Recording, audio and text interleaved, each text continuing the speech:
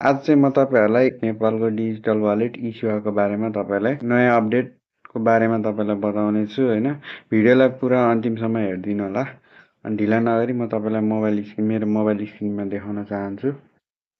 सबैभन्दा तपाईँ पहिला आफ्नो मोबाइलमा गएर ई-सेवा वालेट ओपन गर्नुहोला।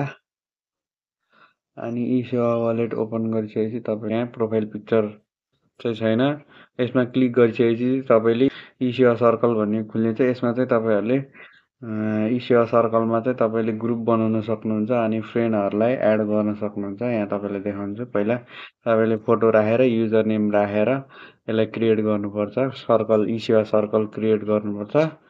अनि यहाँ म तपाईँलाई क्लिक गरेर देखाउँछु। यहाँ देख्न सक्नुहुन्छ मेरो यहाँ ई-सेवा सर्कल ओपन भएको छ। यहाँ तपाईँले देख्न सक्नुहुन्छ ई-सेवा सर्कलमा फ्रेन्ड छ, ग्रुप छ अनि यहाँ मेरो प्रोफाइल देख्न सक्नुहुन्छ। क्युआर कोड सेन्ड गरेर तपाईँले फ्रेन्ड बनाउन सक्नुहुन्छ, फ्रेन्डहरू एड गर्न सक्नुहुन्छ, ग्रुप बनाउन सक्नुहुन्छ होइन।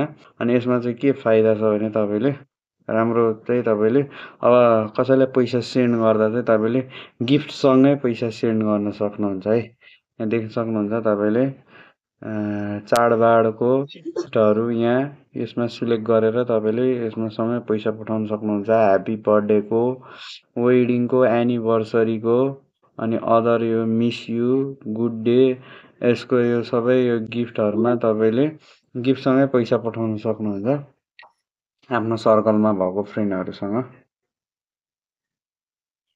तपाईँलाई चाहिँ यो नयाँ अपडेट कस्तो लाग्यो कृपया भिडियोमा तल कमेन्ट गर्नुहोला। ई-सेवाको नयाँ अपडेट चाहिँ तपाईँलाई कस्तो लाग्यो?